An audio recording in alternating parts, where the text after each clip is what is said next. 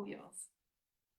Are we ready? Yes. Okay, welcome to the Finance and Performance meeting for the 29th of May, 2025. Councillor Shalin will read the print. Almighty God, as members of the Rangitikei District Council, we give thanks for all those good things of our district and the advantages we enjoy. We pray that you will give us wisdom and guidance as we conduct the affairs of this meeting. We pray for all the communities in the district we represent. Help us to be fair and honest in our discussions and help us to work together in unity for the welfare of your people. Amen. Thank you, Councillor. For apologies.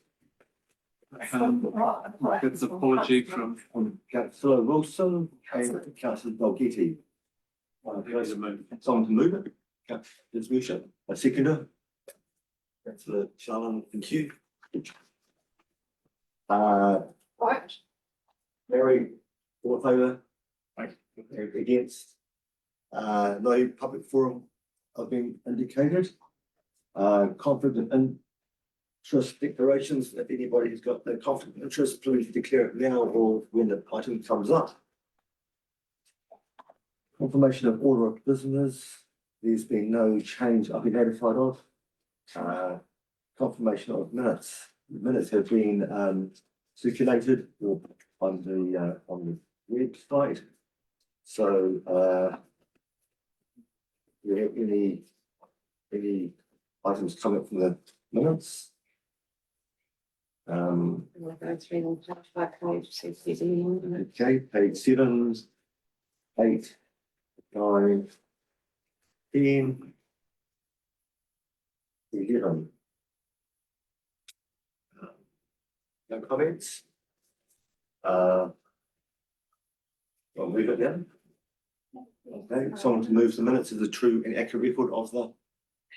Thank you, Worship, and second by Councillor Loudon. You. Follow-up action? Oh, all in favour? all right. Against? Carried. It's quite deep here, sorry. Oh, You did yes. this, sorry. Sorry. Follow-up actions. Do we have any comments on the follow-up actions on page, what is this? Page 13? Okay. In fact, we're happy to take any questions if there's any clarification needed other than what's in the status comments. Thank you. No comments? You move that one? Yeah. I do. Mover. Thank you, Councillor Darling, and second by Councillor Loudon. All in favour? And against? Carried. Shares report has been circulated. I won't read it. It's been, everyone's got a copy of it.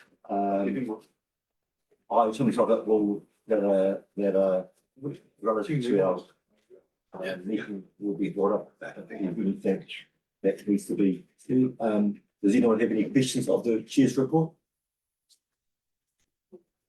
What have we been received?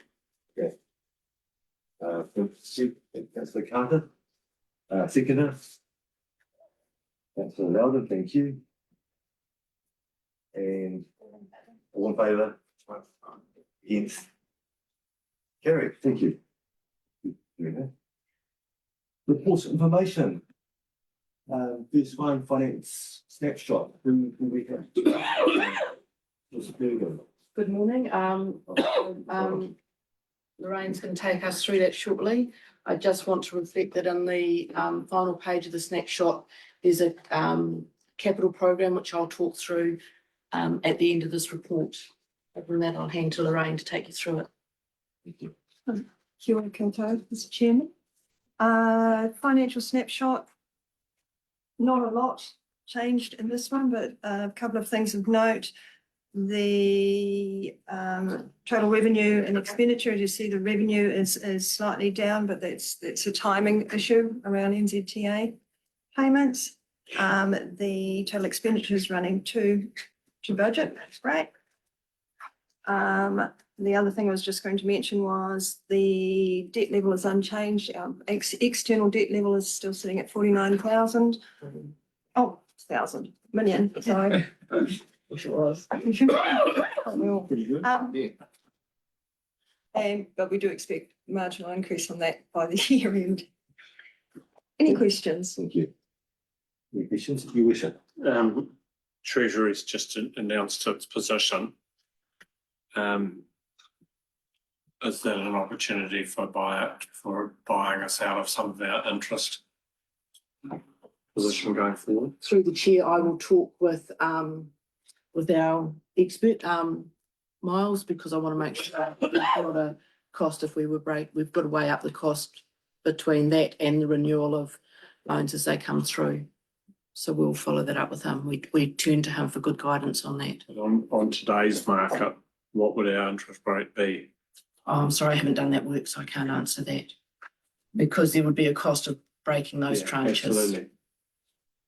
But probably significantly less than 5.39. We've got we've got one there at low, but I will check that. We've got a couple at low under the 5 still. So we've only got 1, 2, 3, 4 above 5% of our tranches. The other thing that I wanted to touch on, if I may, through the chair, is the capital program. So what we've been trying to do, working with the relevant GMs, and I'm just trying to find the page 31. What we've tried to do is explain the capital program, because year to date we've spent just under 33% of our total planned annual program. We know that there's work that won't be happening. We know that there's work that we have been working on to put into the annual plan for next year and the subsequent year as we phase the work across.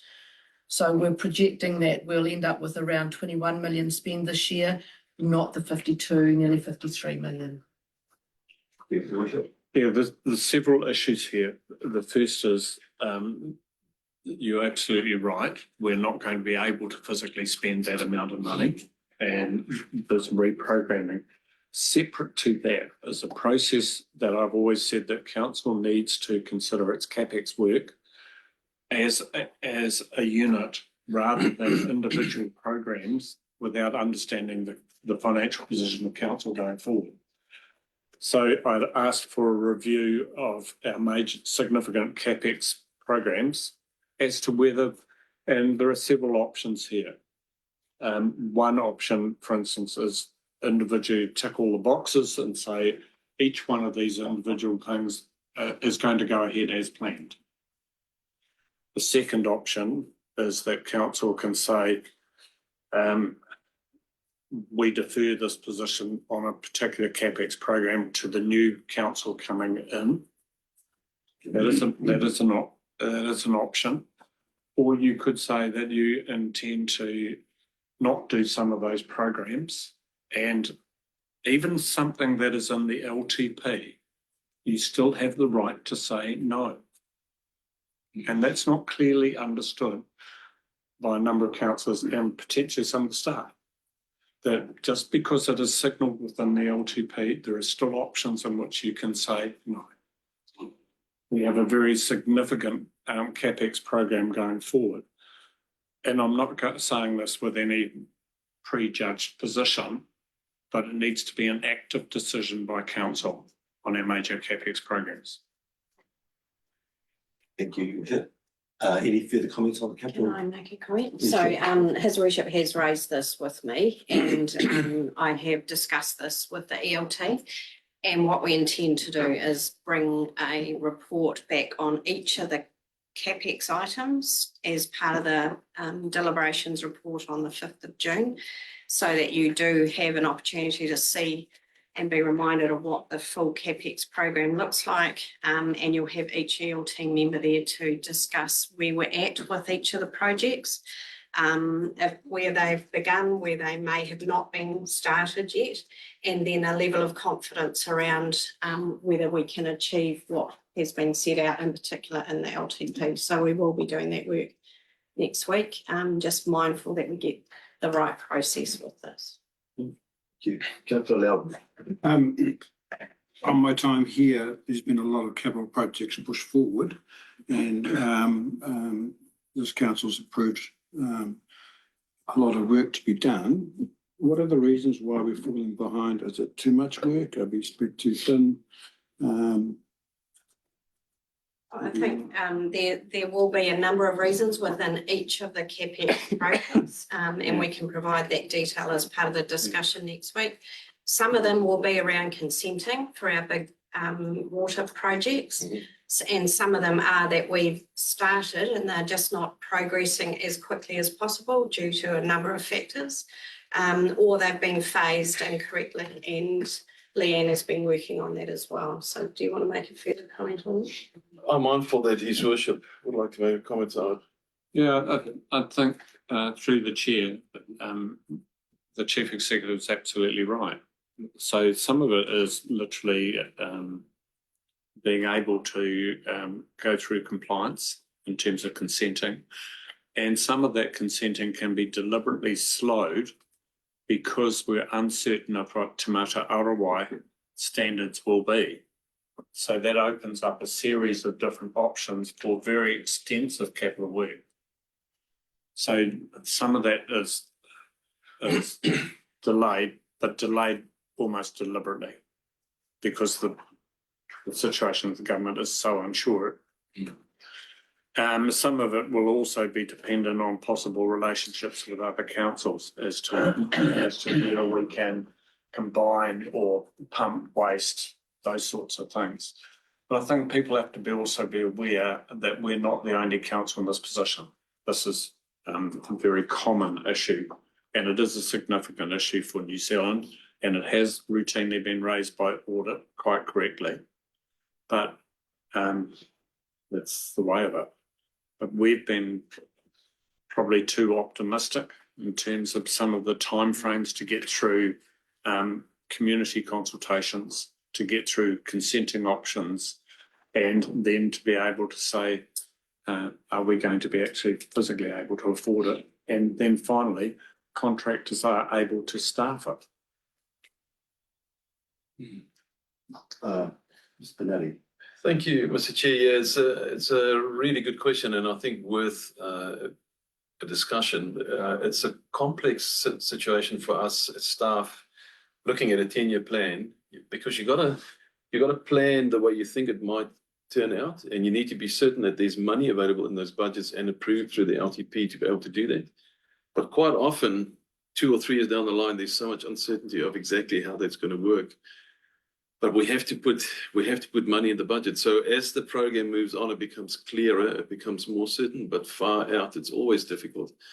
And in this particular instance with CapEx, it's the big items would be the buildings. Now, I can imagine the uncertainty in a building process to get approvals from the user groups, to get approvals from council. We're never completely certain as to how that's going to work, but we know it'll be in the first 3 years. So it's kind of a mixture of doing a bit of crystal ball gazing and being sure that we can afford it through an LTP process. And that's why it kind of works the way it does.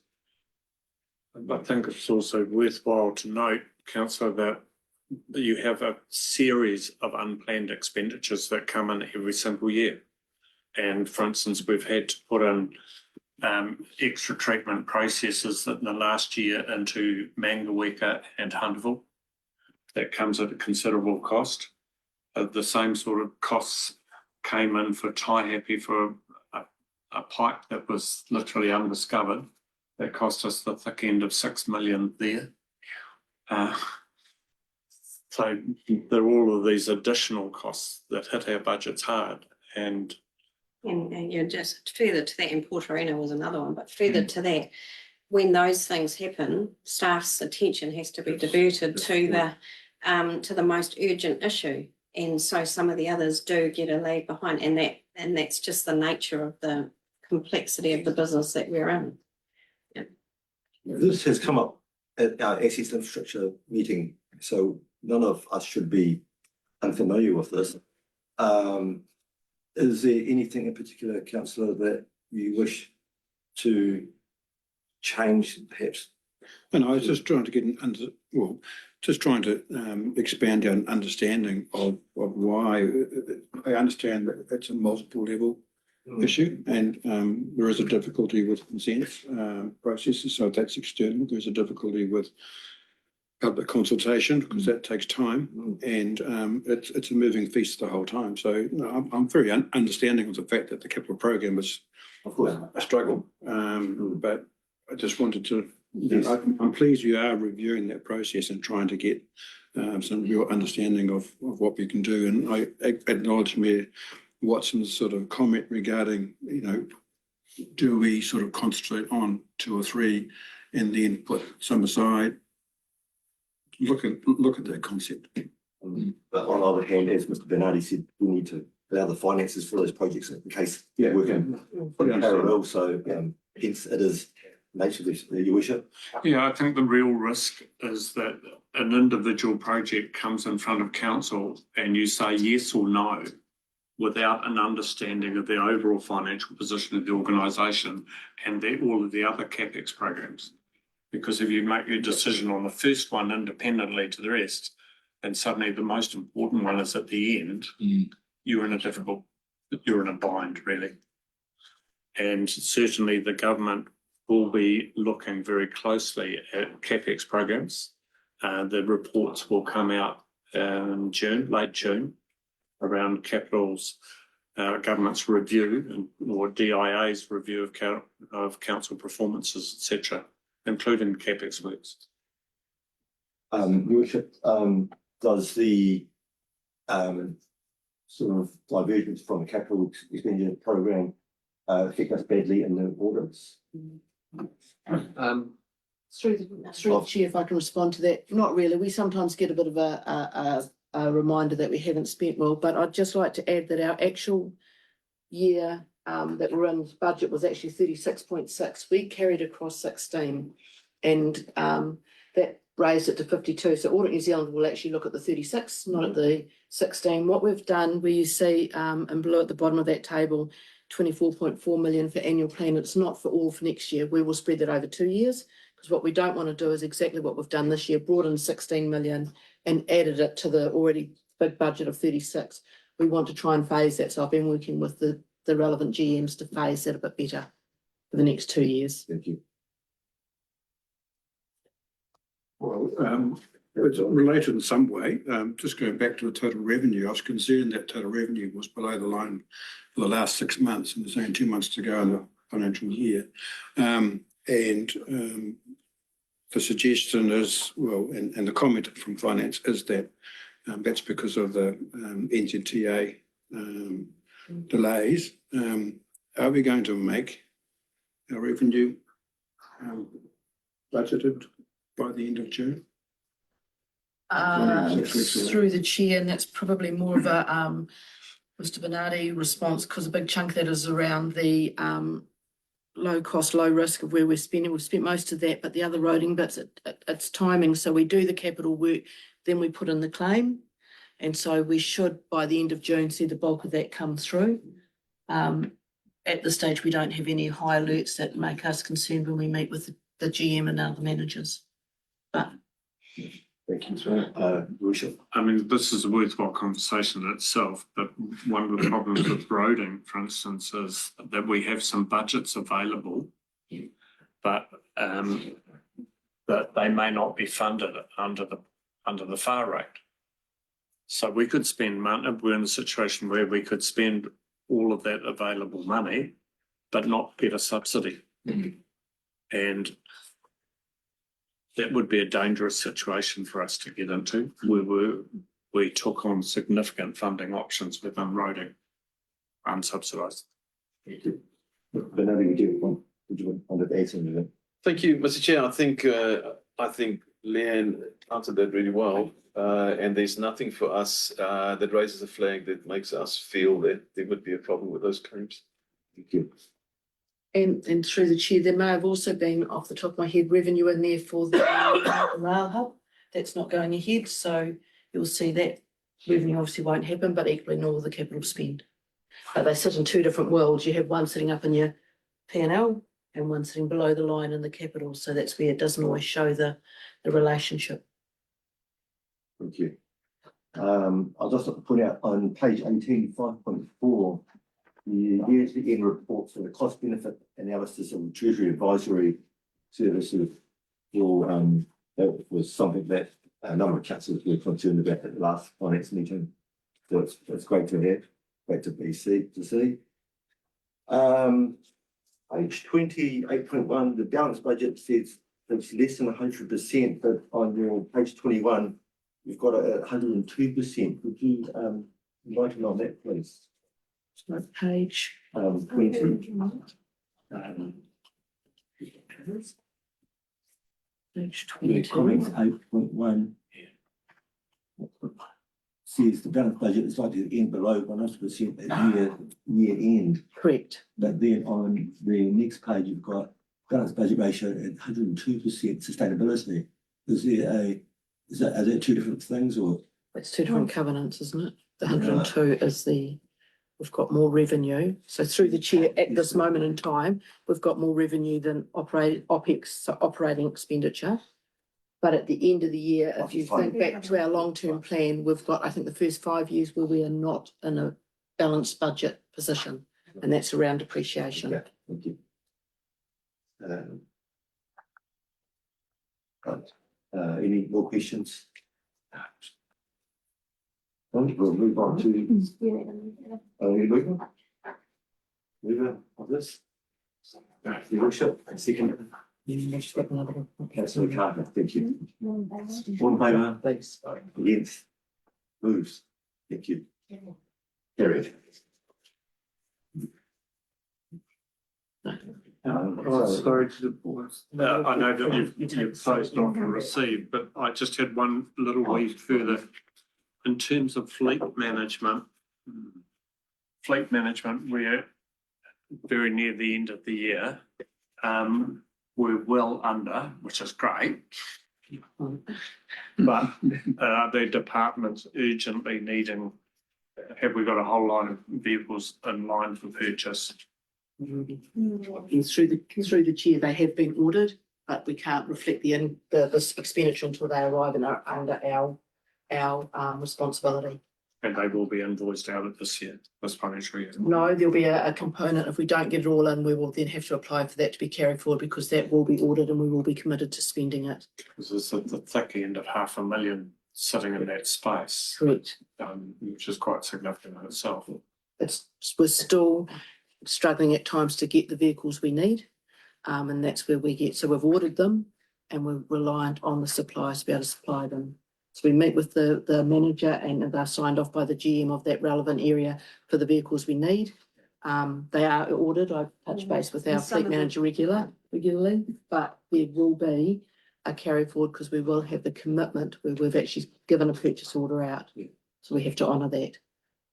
Sorry, Mr. Chair. On stay there, Carol's next one. Next, fee waiver, page 32. We will take us through this. Yeah. If you want to, Leanne, I think it's pretty Yeah, I was going to say, self-explanatory. I'll take the report as read. If there's any questions, myself or Leanne can provide further answers. Any questions, Your Worship? I'd just like to flag that for the incoming new council, that one of the things they should be looking at is the level of delegation with regard to this. Because I think $2,000 delegation is under today's terms. You're starting to deal with council having to deal with rats and mice stuff a little bit. I don't know, I'd be interested in the chief executive's view. Yes, I think we've made huge inroads from what we used to have, but I think it is becoming apparent that this level could potentially be reconsidered by council to be higher. And we are doing a review of the delegation policy, so we'll bring that through so council consider then what might be an appropriate level from there. Yeah, Says that good to you, Your Worship? I think it's appropriate because I think otherwise there's a whole lot of sort of personal stuff that gets embedded into these sorts of conversations that is unnecessary to go in front of full council, to be honest. Either that or you set it up in such a way that the delegation to the chief executive remains, but there's a greater level of delegation with a sign-off process from either the chair of finance or mayor. There's another way of doing it, and I just flag it, that it should be looked at. Yeah, so it is part of that review that we're undertaking. So once we get over the annual plan work and some of the water work, we will be, that's next on. It's on my agenda. Okay. Do we need a mover to receive it? To receive it, move it to receive it. To councillor Cullen, second, councillor Hart. Thank you. All in favour? Yes. Carried. Yeah.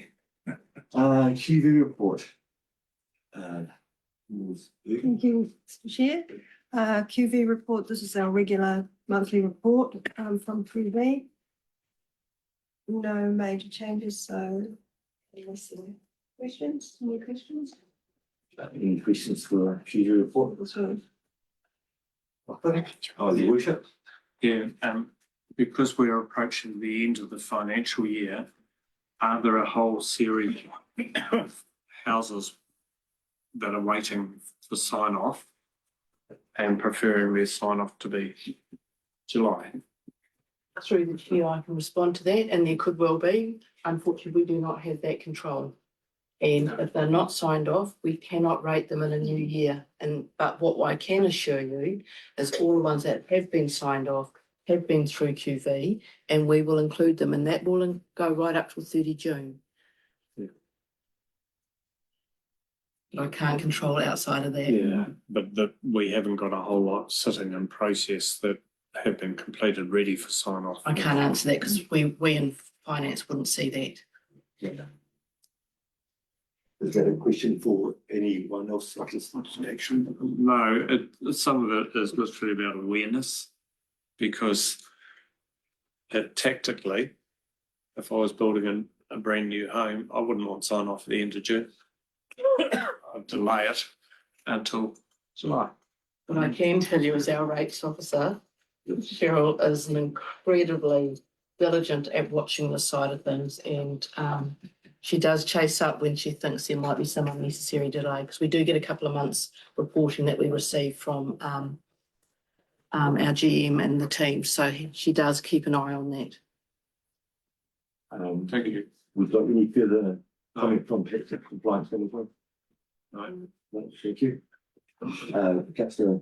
You may have a reflection with that, with the building consents in tow there, where there's an understanding of whether they're small building consents for fireboxes or whether they're housing consents. So having an understanding of what those consents are over the year, you'll have a picture of what's about to be completed possibly as a new building. Thank you, Councillor Elgin. Any more comments? Certainly. Councillor You receive. Cullen? Yeah, thank you. And secretary? Councillor Cullen, thank you. All in favour? That was off. Aye. Carried. Thank you.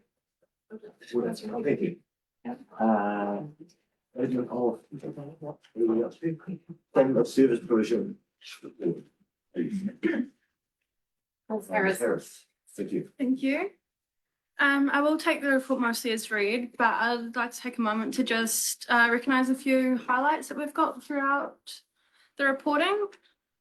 So you may remember at within our 6 month reporting, a number of our playgrounds weren't up to the New Zealand standards, but since then we've now completed some maintenance and happy to report that now they all 100% comply.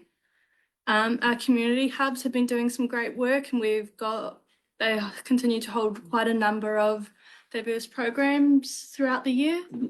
And also highlighted is our building consents and resource consents, all have been processed within statutory timeframes this year. Happy to take any questions.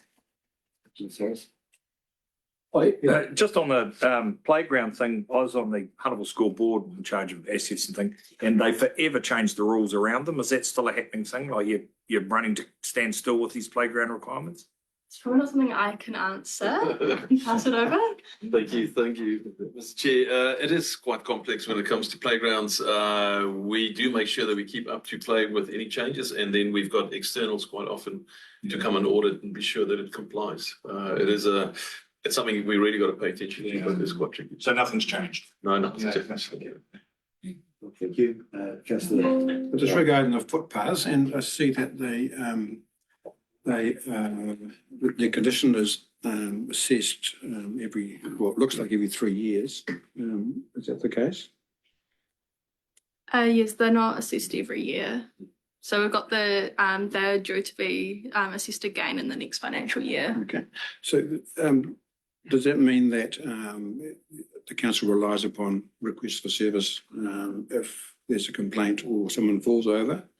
Is that a reactive process, or can we be a bit more proactive in that space? I've just had 2 people recently that have complained to me with broken arms and things.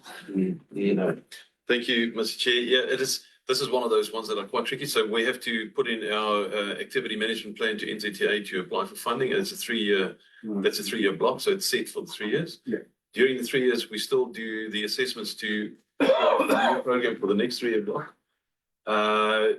Footpaths are very tricky. We have a lot of them and very little money, so we have to be sure that we prioritise correctly and do the ones in most urgent need first, and that's how we roll it out.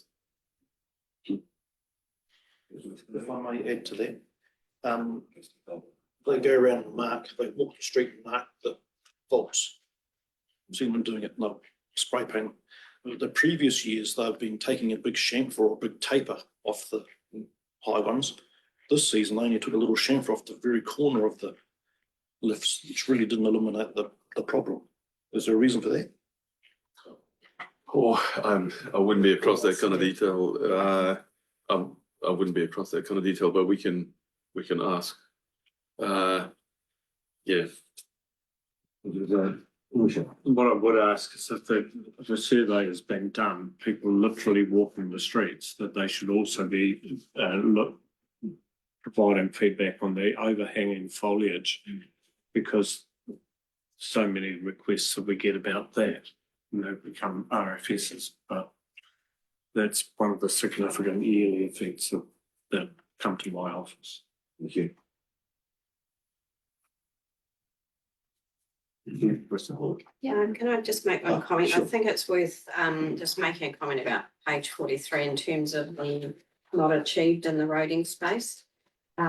We have made a comment there that obviously the current contract finishes at the end of June, and we just want to give assurance that the new contractor has worked with us on performance measures and reporting and a whole raft of measures that Anna and I have been involved with in developing with Downer. So we would expect to see this massively improved from 1 July. If we just make that statement. Thank you. Councillor Carter. The next page 44, regarding the turbidity of the water. Should just use clarification instead of that. We could look it up, see what it was. Is there being something done in respect to having your samples cleared, because this is quite a common fault in the research of the water monitoring?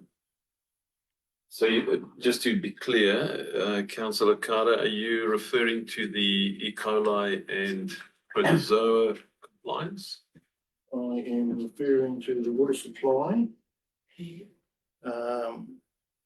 And the second red dot across to your right hand side there, it's regarding the clarity of the water. Not clear enough for sampling, and you've missed out 6 days, 22 days in February and 15 days in March. Yeah, Through you, Mr. Chair. So this is discussed in a lot more detail at assets and infrastructure, but what that is because we have a lot of surface water takes, the rule says that if the turbidity of the water is above a certain level, then we assume that the UV is not doing its job or can't do its job. Every time it rains, all of those surface takes go above the turbidity level. If you're above the level for 3 minutes, you're not compliant for the year. And so we discussed that quite a lot at assets and infrastructure, that it is really challenging for us with so many surface water takes. What is important though, we still test the networks and the supply, and the water is always within the limits. It's always safe to drink. We just can't comply with the rules. This is one measure that we cannot Very good. physically achieve. Yeah. But DIA still want us to measure it this way, knowing that we can't achieve There's it. no repercussions. There is, so we have to report to Taumata Arawai if we go over any of these limits, and we have to describe the situation and what's happened. So that's The water's too dirty, get it cleaned. it's challenging for us in our water tanks. Thank you. Your worship. Just go back one on road in terms of page, is it 42? The road maintenance, 6% or more, we do 3.4. But I just want councillors to be absolutely aware that the roading maintenance target, and not very long ago, was in excess of 13% of the network per year. And NZTA absolutely accepts that at 6%, the roads will continue to deteriorate. We're behind the eight ball. Councillor Loudon. Just on that 13% target, was that a target set by council or was it a target set by NZTA? NZTA. Just further to the roading, Mrs. Gordon, the changes due to the roading contract changing, has that been communicated through the various departments to the public, and is that something that has been controversial, or has there been many reports asking as to why these have not met targets? No, not, I haven't been made aware of any. Thank you. Thank you. Yes, yeah. Page 51, just the community housing flats have failed, that failed. What was the reason for the failure that required full renovations? I can't answer that, I'm afraid. Through Mr. Chair, unfortunately, Galen is not present today, but we can collect the information and share it. Thank you. Thank you. I'll move it to receive this report, please. Councillor Loudon, second Councillor Carter. Aye. All opposed? Favor? Aye. Against? Carried. Public feedback? Comments? Yeah, who will take us through that? Oh, thank you. Morena Cosgrove, nice to see you all. I take the report as read. Couple of comments. We've made some really big decisions in April, which makes our job really interesting. On the whole, really positive feedback across the board, I would say. As always, April was also the month that we went out for consultation with Annual Plan and Co. As always, as a cost of living crisis, there's concerns across the board about rising rates, but I would like to note that our communications around the fact that their rates increase was originally at 9.9% as indicated in the LTP, and then was decreased to 9.1 was well received, obviously. Other than that, happy to take any questions. Thank you. Any questions of the sites? Councillor Loudon. Just curious about communications. There's Facebook, Instagram, LinkedIn, TikTok.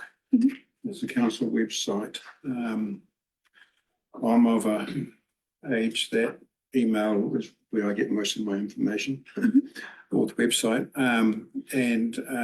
I've been made aware of several councils that email out weekly reports to everybody on the email list, and those emails, newsletters are funded by sponsors and things like that. Is that a possibility that we look at that as another form of communication, because there's a lot of people like you in our area? Absolutely. I think 100%, as you said, different demographics respond to different communications channels. Yeah. We have a fortnightly, it's called Rangi Tiko Connect, that goes in the district monitor, and that gets emailed out as an electronic direct mail, which is kind of what you're talking about. But absolutely, we could sort of bolster that with either a weekly update, which has similar information to what we're including across our other communications channels. That would just be provided on capacity constraints. But on the whole, if you're not on the emailing list and you don't receive the emails from us, then I will make sure that 100% happens. Thank you. So you need to actively say, I want to be on that email list to get the email? Yes. Yeah, just for privacy reasons. Yeah. Right, says we're all on that list, so we can check that. Mm-hmm. Okay, no, it's been going for, a good part of 5 or 6 years. Yeah, I don't receive it, so. Right, so it is called I need to Connect. know what's going At the on. moment, it definitely is fortnightly, but we would have to have a discussion about whether that's reviewed and increased in frequency. But fortnightly, it is quite a big list of people that it goes out to. That's good, then, thank you. Did you have other ideas how the email list could be expanded, Councillor? I was just going to suggest that maybe you put that out on the Connect monitor, for example, that the service is available if you want your email to be invaded by council. Please make contact with us. Perfect. So I take it that's on the website that it's available. Yes, it is. Thank you. So, thank you. Thank you, Councillor. Any other questions? Yes, Councillor Charlotte. It's nice to see that Te Merapihi, you've got the best toilets in New Zealand. Oh, come on. Hunnable got a good shout out here. I think Councillor Charlotte, you're mistaken. The Megalika one has got. Oh, sorry. No I haven't got any glasses on. So you need to visit the north area and see what standards are, right? Captain Tuition. Not even coming on there. The toilet walls. He's not here to make his comments about the restrooms. So Yeah, it prompted a thought. This is slightly off topic, but as everyone's aware, the national drinking tap water competition's on at the moment. Have we entered a bottle in that, have we? We're not in the top 4. I heard it on the radio. Yeah, we're not. Maybe next year. Nadi, have you got any comments? Technical point of view. Surely they've got a division for us. Maybe the northern Also raised. water would be a contender. No other comments? Can we have a mover for this report be received, please? Alwyn and move seconded by Councillor Carter. Thank you. All in favour? Against? Carried. You want to close the meeting? Do I need to move it or not? No. Let's declare the meeting closed at 10:18. Thank you. Thank you all for your attendance. Thank you all for your